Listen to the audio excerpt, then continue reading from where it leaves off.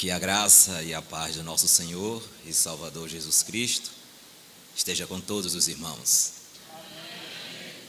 Eu gostaria que vocês abrissem suas Bíblias na referência bíblica de Marcos, capítulo 16, versículo 16, 15 e 16. Marcos, capítulo 16, é a referência bíblica do tema do aniversário da igreja, 88 anos, proclamando a salvação. Eu acredito que sim. Tá, boa. Eu acredito que está bem, tá bom. Pronto, perfeito. Ok. Todos encontraram? Diz assim o texto: depois que Jesus ressuscitou e apareceu aos 11 discípulos, no versículo 15 diz assim: e lhes ordenou: enquanto estiverdes indo pelo mundo inteiro, proclamai o evangelho a toda criatura. Aquele que crê e for batizado será salvo. Todavia, quem não crer será condenado. Que a palavra do Senhor edifique esta igreja e nossas vidas. Amados irmãos, se nós prestarmos atenção um pouco na palavra do Senhor, no evangelho do próprio Marcos, capítulo 1, no verso 16, Jesus, caminhando pela praia da Galileia, ele vê Simão e André. E ele olha para aqueles dois homens e diz: vinde que eu vos fareis pescadores de homens. E aqui, 88 anos desta igreja, do vinde ao ide. E eu quero trazer para os irmãos algumas lições importantes de Jesus e para a vida da igreja também, para a nossa vida. O ide de Jesus, irmãos, não é uma ideia, não é uma filosofia, não é uma introdução de um livro. O ide de Jesus não é um capítulo de um livro que está sendo escrito motivacional. O ide de Jesus é uma força transformadora pelo poder de Deus para todo aquele que nele crer, que crer no sacrifício de Jesus Cristo. O próprio Paulo testifica isso quando ele diz: quem está em Cristo Jesus, nova criatura é, as coisas velhas se passaram e tudo se fez novo. Por isso que o ide de Jesus, ele começa nas margens do mar da Galileia. Um sacrifício que é notável por todos nós. E Jesus também lembra desse sacrifício em João capítulo 10, quando ele afirma: eu sou o bom pastor, eu dou a vida pelas minhas ovelhas. Proclamar o evangelho significa declarar publicamente e em voz alta que Jesus Cristo é a nossa única esperança. Não existe outro caminho, outra opção. Jesus Cristo, ele é a nossa única esperança. E no primeiro momento, o que nós encontramos é Jesus repreendendo os discípulos da seguinte forma: por que vocês duvidaram quando vocês ouviram sobre a minha ressurreição? As grandes lições de Jesus, nós encontramos também o próprio Jesus ensinando aos discípulos. E quem nunca se emociona no Sermão do Monte, capítulo 5 do Evangelho de Mateus? O próprio Jesus dizendo que o reino de Deus, ele é constituído por pacificadores. Jesus fazendo uma exaltação à misericórdia. Quem nunca se emocionou ouvindo os cegos no caminho dizendo: Jesus, filho de Davi, tem misericórdia de mim. Nós encontramos nas lições de Jesus ensinando aos seus discípulos. Antes do ide, Jesus chama a igreja para o vinde, para compreender a missão do convite. E não se esqueçam, Jesus Cristo é a nossa luz. Jesus Cristo sempre estará conosco a todos os momentos. E nunca pensou em rejeitar ou abandonar o seu povo. Mas nós encontramos episódios no texto que servem de advertência.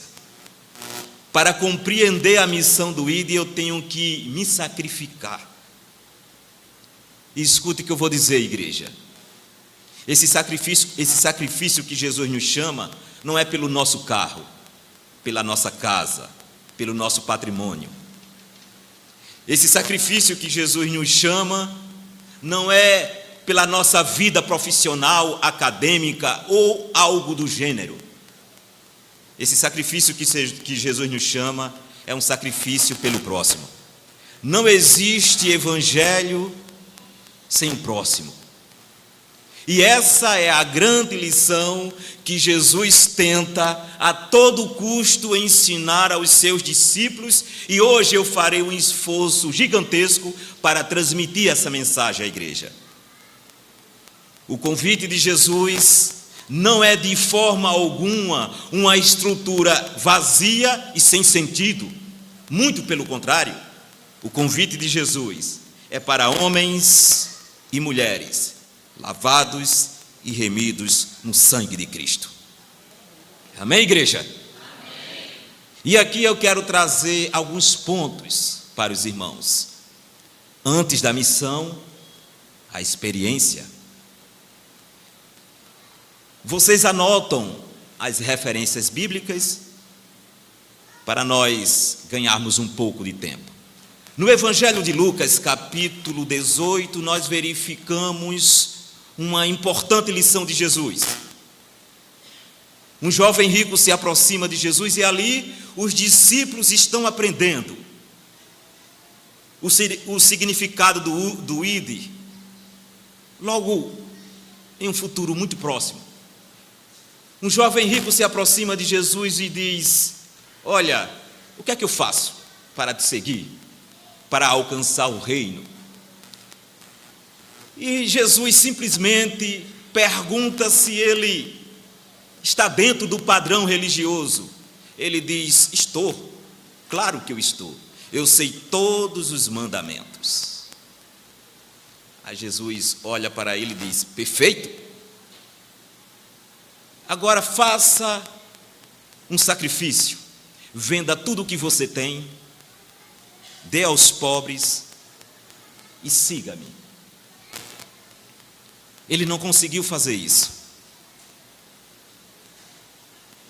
porque ele entendeu que a vida em sacrifício de Cristo, anunciando o seu amor e o seu reino, exige, irmãos, a aproximação,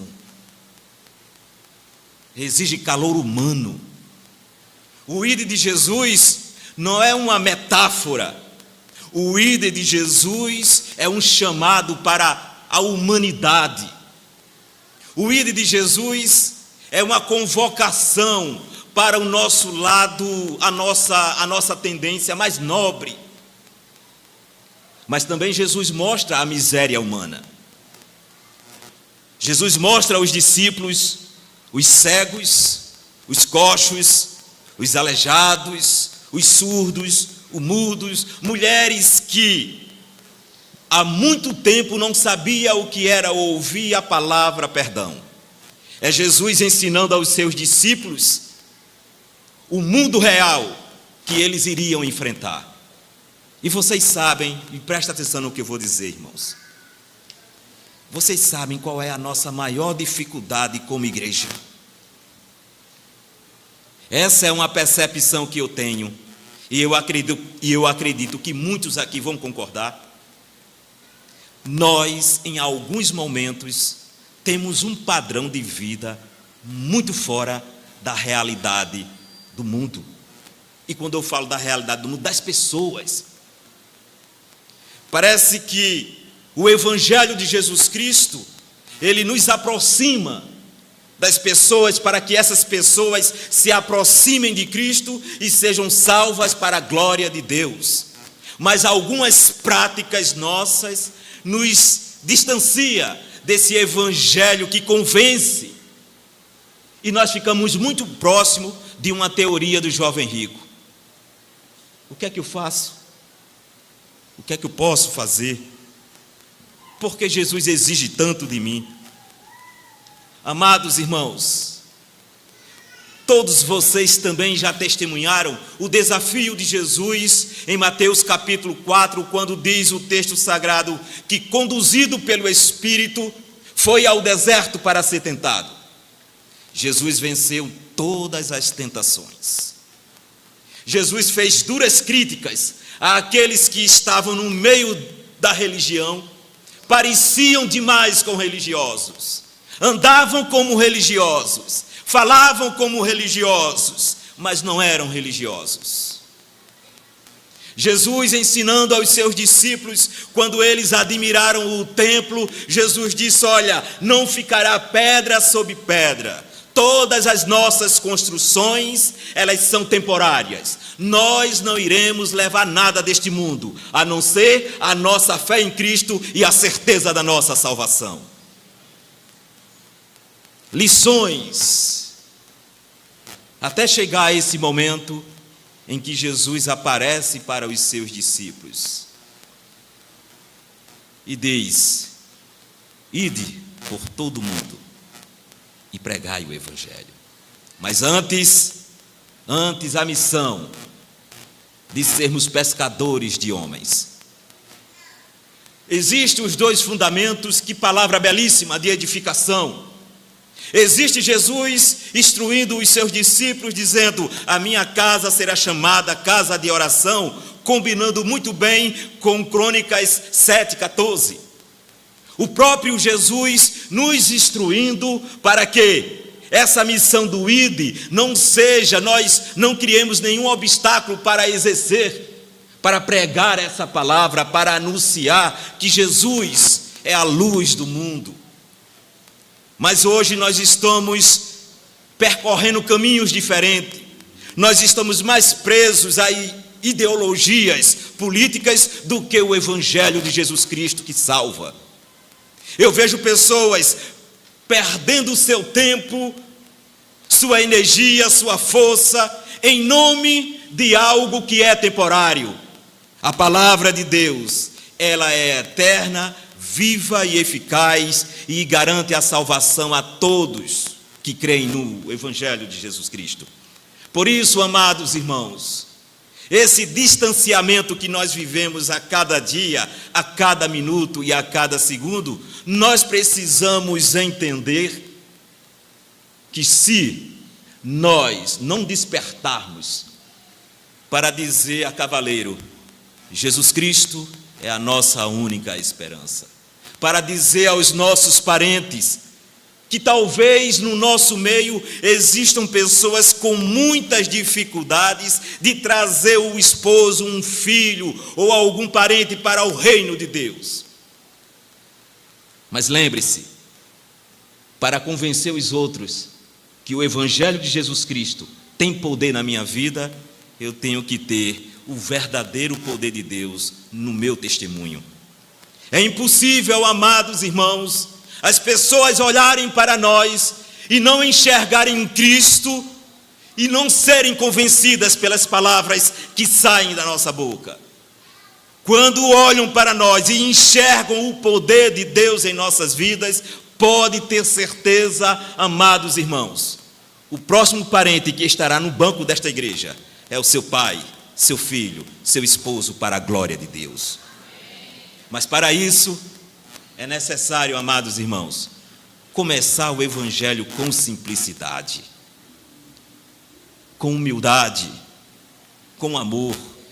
Começar o Evangelho de Jesus Cristo como os pescadores lá do Mar da Galileia, que na sua rotina no seu tempo, inesperadamente, foram convidados para um grande trabalho: divulgar o Evangelho de Jesus Cristo. E aqui eles aprenderam com Deus, o próprio Filho de Deus, Jesus Cristo. Os discípulos aprenderam. A primeira lição para a igreja: nós não podemos levar para um mundo lá fora o que nós não absorvemos da palavra. Se a palavra, irmãos, ela não for viva e eficaz em nossas vidas, não adianta nada, irmãos, nós saímos por aí em grupos.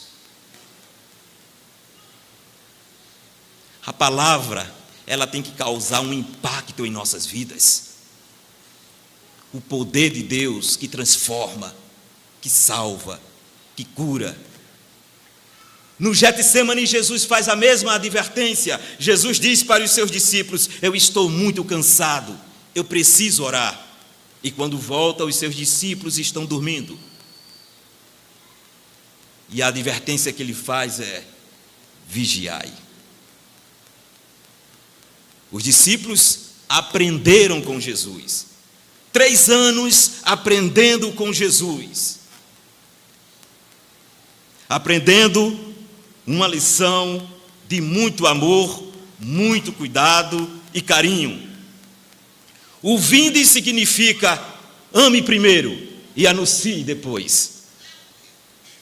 O vinde significa aprenda primeiro e ensine depois.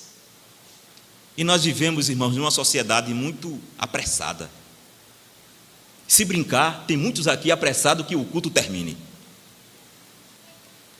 Somos apressados demais para tudo. E essa ansiedade, essa pressa em que as coisas acabem logo, está alcançando a nossa igreja, as nossas igrejas. E não é raro você encontrar alguém no meio do público: eita, olha o horário. Somos apressados demais, estressados demais. O vinde de Jesus exige um pouco de calma, de reflexão e caminhada. Na tempestade, no alto mar, os discípulos com medo de perderem a própria vida, Jesus disse: por que vocês estão com medo, homens de pequena fé?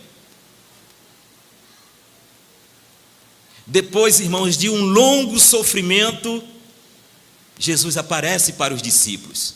E vejam que interessante, a indagação é a mesma: por que vocês duvidaram?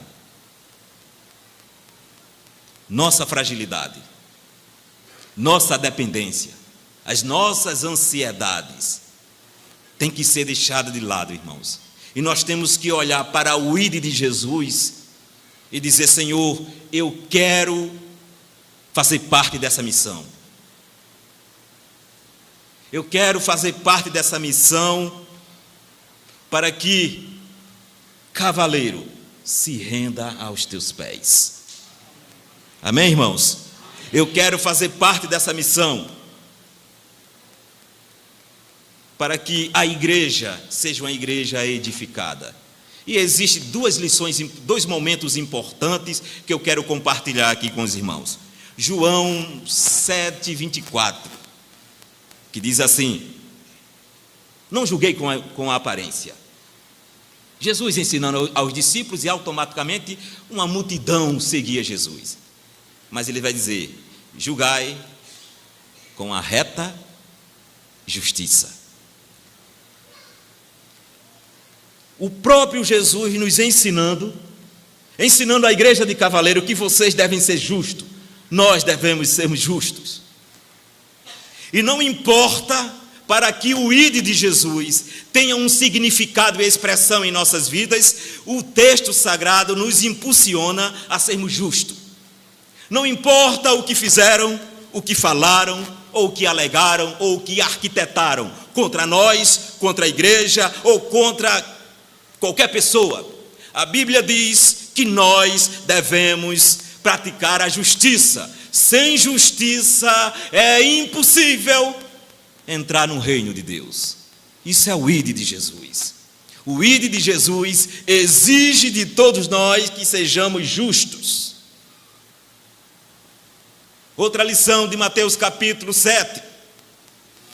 O próprio Jesus ensinando aos seus discípulos: olha, o ID não é uma ideia, não é uma filosofia de vida. O ID está relacionado com o aprendizado que vocês estão tendo comigo. Disse Jesus: ora, se você quer ser bem tratado, trate os outros como você gostaria de ser tratado. Um desafio, irmãos.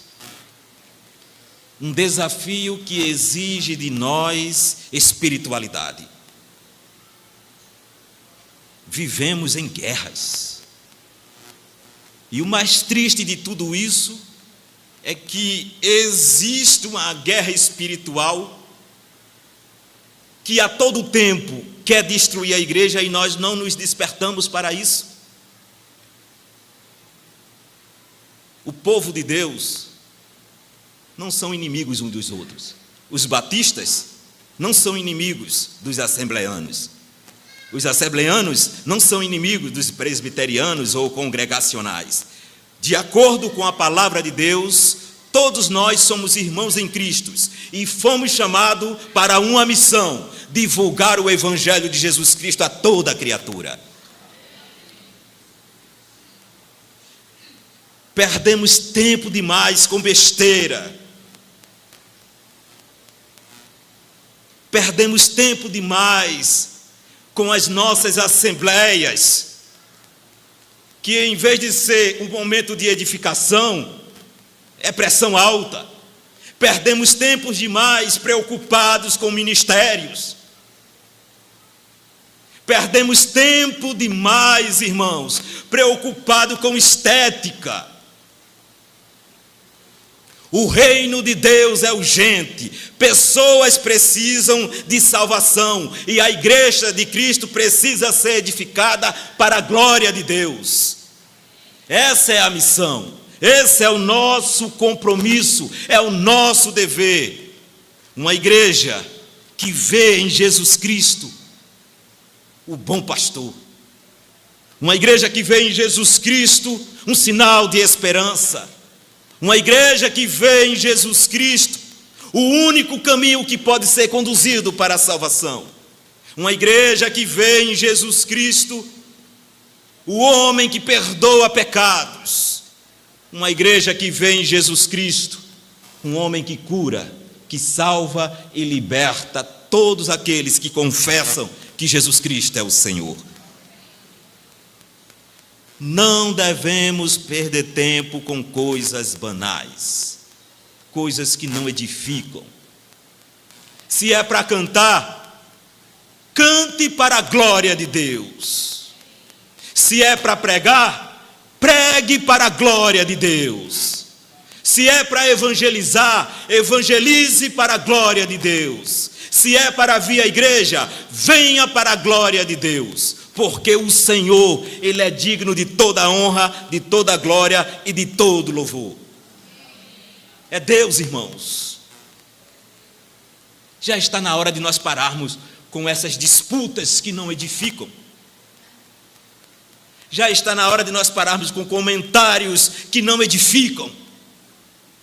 Sabe qual é o comentário que edifica a igreja e homens que não conhecem a Cristo? É você anunciar: olha, Jesus Cristo, Ele é a nossa única esperança. Jesus disse para os discípulos: vocês duvidaram ainda de tudo o que nós passamos juntos? Vocês duvidaram. Mas vejam, eu estou aqui e eu tenho uma missão para vocês. Eu tenho uma missão para o pastor Oberdan, para o pastor Estevão, para o pastor Walter, para o pastor Manuel. Vocês têm que pregar o evangelho. Vocês têm que anunciar o evangelho. Vocês têm que falar do evangelho. Vocês têm que respirar o evangelho, porque é o único caminho, irmãos, que vai libertar este mundo de todo o pecado. É o único caminho que vai libertar o pervertido do seu caminho de devassidão. É o único caminho, irmãos, que vai revelar a esta igreja a verdadeira vontade de Deus. E não se preocupe, que o ID de Jesus vai chegar na tua casa. Não se preocupe, você que ora pelo seu esposo, pelo seu filho, pela sua família, o ID de Jesus vai chegar na sua casa. O ID de Jesus vai alcançar parentes. Sabe por quê? Esse é o nosso compromisso, é a nossa missão. Veja o que diz o Salmo 136. Vejam, irmãos, o que está escrito no Salmo 136. Diz assim: o Senhor é bom, e a sua benignidade dura para sempre. Deus, independente do que você faça, Ele é bom. Independente dos pecados ocultos que nós em alguns momentos praticamos, Deus é bom. Independente dos nossos vícios, Deus é bom. Independente de qualquer coisa que façamos de errado, Deus é bom. Mas enquanto você estiver vivo, a bondade de Deus vai permanecer na tua vida. E se você não entender a bondade de Deus e morrer em uma vida de pecado, não adianta acender vela, irmãos. Não adianta apelação. Não adianta no momento da morte final, da nossa existência neste mundo, alguém chegar e dizer: olha, será em algum momento ele pensou em aceitar a Cristo? Se morrer sem Cristo, sem confessar os pecados, sem entender o vinde de Jesus, sem fazer a missão de Jesus, o ide de Jesus, o nosso destino não é o céu. O nosso destino nunca será o céu. O nosso destino será o inferno, irmãos. Não tem como escapar dessa condição.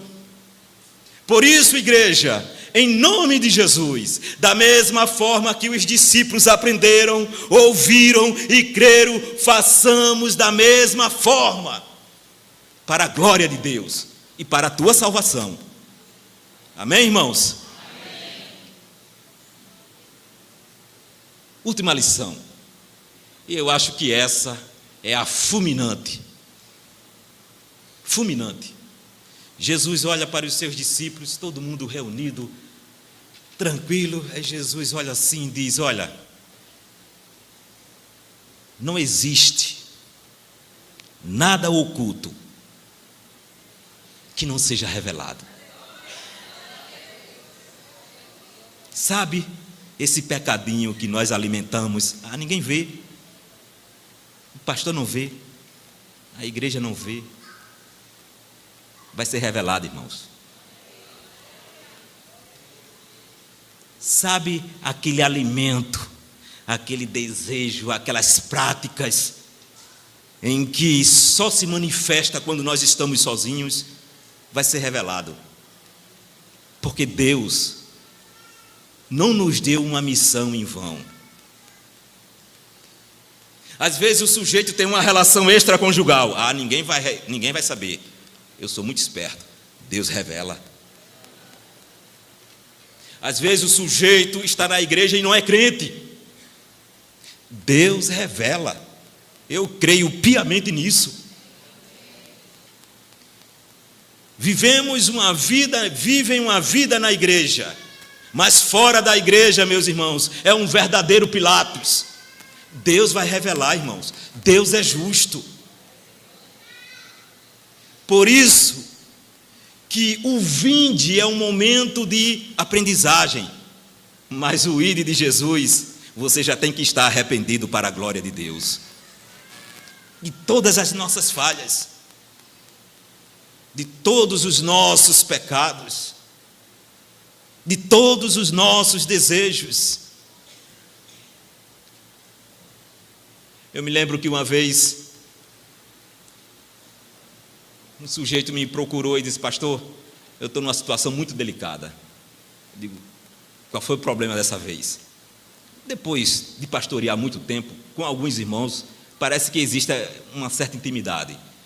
Aí disse: pastor, na minha empresa eu fui visto assistindo pornografia e vou ser demitido. Aí eu olhei para ele: tu não é crente? Por que tu fosse fazer isso? Você não é um camarada da igreja? Por que você fez isso, irmão? O senhor pode fazer alguma coisa por mim, falar com uma pessoa para saber se a pessoa pode amenizar a situação e eu me enquadrar? E eu disse: veja que constrangimento. Um ímpio, um sujeito que não tem nada a ver com a igreja, que não conhece a graça de Deus, lhe pega numa situação dessa. Com que cara eu vou chegar para o irmão? Por isso, igreja, cuidado. Dos olhos de Deus, ninguém se esconde. Amém? A igreja só será edificada, salva, pura e verdadeira, quando compreender o ide de Jesus. Não é uma ideia, uma filosofia, uma obrigação, é um ato de amor voluntário. Os discípulos entenderam isso, e nós precisamos entender isso. Diz o texto em João capítulo 15, versículo 6, na parábola da videira: todos esperando de Jesus uma palavra que pudesse deixá-los edificados. E Jesus disse essa palavra. E eu vou repetir essa palavra para a primeira igreja batista em Cavaleiro.